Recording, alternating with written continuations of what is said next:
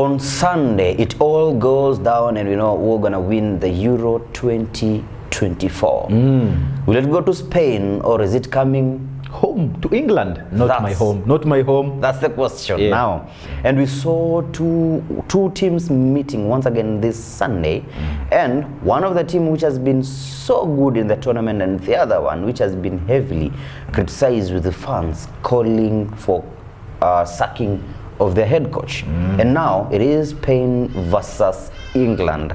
That's our final. But before that, we're going to take a look at what happened in the semi-final. How did it happen that England booked a spot in the final, joining Spain, who also had their fight to I think it's been a fire semi-finals, as you've seen. The matches for the semi-finals are one of the most interesting in this tournament.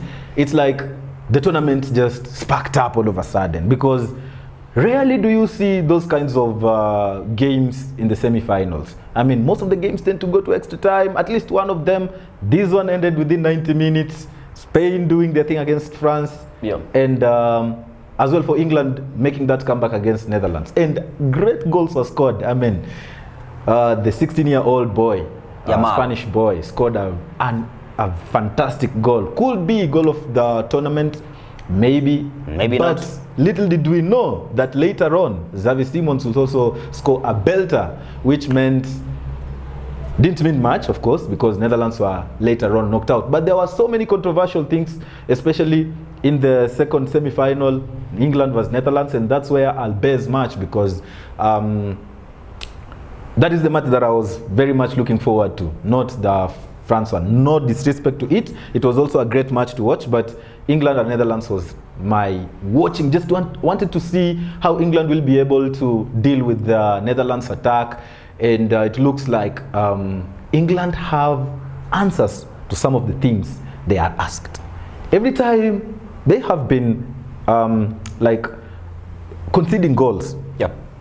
At the start of almost every other game. They are the first ones to concede, but they have been bouncing back and winning those games. So they look like they have the answers. And there was a controversial incident where a referee dismissed the field decision, but he had to go all the way to the VAR to confirm, and the result was a penalty.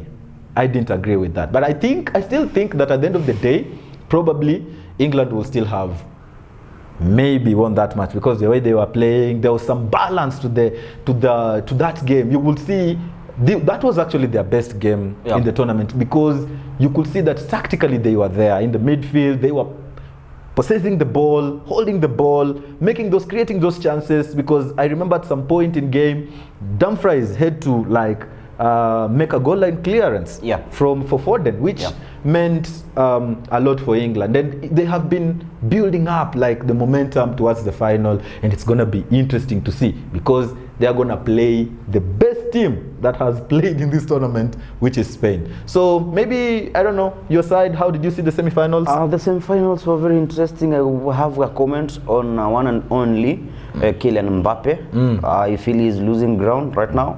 This is not the Mbappe we saw in 2018. This is not the Mbappe who could take France to the next level. You tell the team, now, you know what, I'm going to carry you guys. You've conceded, you need to fight. I saw a very selfish Mbappe, always wanting to shoot instead of maybe squaring it for a player. It happened all the way from, it haunted him all the way from group stages up to the semis. And of course it costed the team. Now heading to Real Madrid, you have to perform. If he doesn't up his game, he'll turn out to be the Eden Hazard we saw. That's my take, because we've already talked about England. We've seen those mistakes, and I'm still broken. What happened with Kukurea? That's something we gotta take the hell on, man. We did, are into the finals, please. We here. Those people who went home should remain home. Let's focus. No, we were at home. We started at home. We didn't go home. We started went at home. home. You went home. We started at home. Those guys have homes in their home. We hosted. Anyway, it is a good final. Now we're gonna take a look at. We go straight to head. Yeah. Maybe. Before head to head, I think the squads, everyone should be fit. No, and I think I just need to check. In terms most of the players are fit, and I don't think there is no suspensions because the Euro rule says even if you have 2 yellows in consecutively, you can't miss the final because of them. So you can miss it in the semi-final. But then again, we had fitness issues with Morata. Yeah, Morata. He was kind of injured. Oh, with from a fan. I think a fan during celebration. And defenders, those are the team news. Yeah. Then Carvajal and Norman will return. After serving their suspension. Suspension in the semi-finals. And Pedri and Ayoze are both sidelined with injuries. So Ayoze is not featuring and Pedri. Yeah, but as I was saying, maybe Pedri is the person who was in the plans for starting maybe all these games. So he's the only, probably the one who's missing. But Dani Olmo has done tremendously good when he's been called upon. And we have Mikel. So Mikel Merino. And it's like a very good squad on paper, like for England and for France. Like I believe the squads that are available to play these matches are strong for everyone. You know. So maybe interesting facts like head to head, and the last 2 matches, these 2 teams are 1-1 because it was in the Nations League, UEFA Nations League, where England were able to win away from home 3-2. And again, a game where Marcus Rashford was target and Sterling, brace, and then in the reverse fixture of that one, Spain won away from home. So it's very equal. But when it comes to Euros now, like the competition where we are trying to analyze, you'll find that these 2 teams have met twice, and both of them England winning. In 1980, around 1980, England won 2-1, and later on in 1996, they beat Spain on penalties, you know. And something interesting as well, maybe you should know, Gary Southgate was a player for England during that time, and he missed a penalty in the next stage because they knocked out Spain, they met Germany, and he missed the crucial penalty. They were knocked out. So it will be good to see him setting up a team against like a team he played against at some point in the same competition. All right, those are the interesting facts and the head-to-head, and maybe now on to the next part of things where this game could be won. And I'm going to be honest in this one. I have been an antelope in this tournament. Wait. Before you go, I know Werimo has 2 sides. You're like a coin. There is how you see the match and what you want, how you want to see the results. Like, so I want to hear your opinion, honest opinion, not how you want things to go on Sunday. But that is what my honest opinion will be. How I want the things to go. No, that will be it. I don't know. Okay. Tactically, Spain have been the best team tactically in this tournament. So is England have been building up.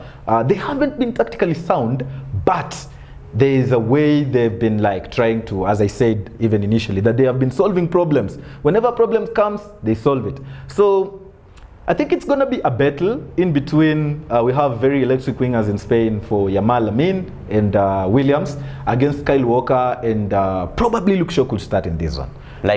Most likely he could start. So it's going to be exciting to see, you know, experienced 2 fullbacks against very young electric players. I don't know who's going to win on this one because, okay, in that battle.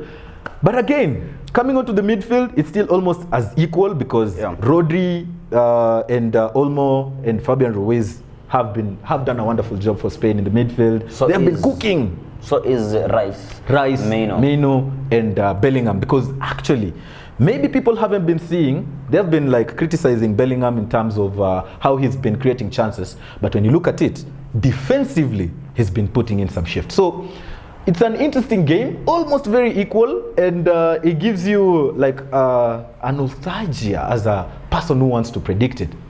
Maybe I'll go like this. There's a chance England might defend well in this match, and they could keep Spain most of the time out, because if you leave Spain to play their game, you're done, just like they did to France. So they will try to hold it down, try to defend intensively, and try to hit maybe on the counter. But again, Spain are very creative, and you never know, they can score because they've been scoring in every match, and there's a chance they can also score. But in football, when you have an electric semi-final, there is a chance, or when you have very good games in the semi-finals, there's a chance the final is going to be very boring. And that's why, if you ask me, there is a chance this game could go 0-0, and whoever wins on penalties, my people, I don't know. You don't know. That's my prediction. True. Like you said it, I think I don't see Southgate surviving this. Whether he wins the trophy or not, he's going to be shown the door. That Really? is beside the, yes. I don't see the future of Gareth Southgate with England. Amid what we expect, of course. Like I said, England are the favourites heading to this final, according to the bookmakers, not me. But then again, Spain is a good team. They've done some good job. Spain is one of the teams which they've shown me like it's a complete team. All the areas, right from the goalkeeper, fullbacks, the mid attackers, everybody has performed well. For England, there has been a problem with Southgate. In just needs to play or to keep the players who are consistent enough. He keeps on rotating. They will play here. The other match we change. I saw their match against Netherlands. Bukayo Saka, unless I saw my own things. Bukayo Saka and Phil Foden is like they were playing on the same wing. I didn't understand. Do you see that? Yep. I think it's What happened exactly? it's something Gareth Southgate is trying to like do. Like it's a tactic. I think he's trying to give them free rolls. Yeah. So that's why Foden sometimes he gets himself on the left wing, right wing, midfield, wherever. And now that's the problem, because if you're not playing in your system, or if you don't have a system, if you're giving players free rolls, then they should be playing with the free roll, not as a system player. You know, Foden is kind of a system player. Yeah, system player. He's not a freestyler, if you ask me. I was trying to imagine like Bukayo Saka and Phil Foden on the same wing. Both they bring cross and they run to head it in. Anyway, now, so tactically, that's where England needs to get it right. Yeah. They need to be sharp mentally, because for Spain is a team which can keep the ball. Yeah. Spain has the fluidity. Spain controls the ball, control the pace. They'll decide now, you know what, Olmo and Rodri, we need just to be calm, hold the ball in the midfield, play slow passes. If we concede, we need to chase the game. Yeah. And trust you me, the attack Spain has is really, it's lethal. And like you said, England have conceded mostly. They concede first before they rally from behind to get the win. Yeah. So I see them, if they allow Spain with that, I'm not going to give this match extra time. And I see Spain winning this. It hurts me to say this, but I don't like seeing it. You know why? But I feel it will have goals. It's a final, it will have goals. I mean, England will score, Spain will score, and I'm going to give Spain a 2-1 win. 90 minutes, no extra time. Yep, maybe for the sake of all the teams, because they have been scoring in most games, your prediction could stand out. And that's why, you see, when we get stuck right here, it's not because we've not done analysis. It's because of the nature of how it looks. Yeah. And you watching from home, it is an opportunity as well to let us know what we need to know. And that's why we have the comment section. So let us know between England and Spain. For me, I didn't have to go anyway, because I feel like these teams could even draw the penalties. England takes the penalties very well. Spanish team also usually do it well when it comes to penalties. Well, we are waiting for your opinion in the comment section. Before we wind up, would you swap Saka for... No. Yamal, no. Maybe you let us know. Yeah. I knew where you were going, and Yamal is a good player. He's offering something different, and not what is you cannot offer what Saka is offering at Arsenal, because we need Saka has that the dirty game, forcing issues. Yamal is good. Yamal is good. That doesn't mean Saka is not good. I don't know if you got my point by saying we need a more dirtier player. It's like what, for example, Vegas and Hoyland are offering. You understand? So you will need a more of Hoyland rather than the Vegas. So Saka, and let me be with my Saka. Okay, come on. Last question. Yes. Would you swap Declan Rice for Rodri? Good question. Good question. Good question. Maybe they play. I played both. No, there's no that option. Just say yes or no. Yes or no. Pick one. Amazing. I leave it to fans, Arsenal fans. I'm not gonna decide. They will kill you. They will kill you. They will kill you. If I make that decision, bro. And you know, somebody came to my wall.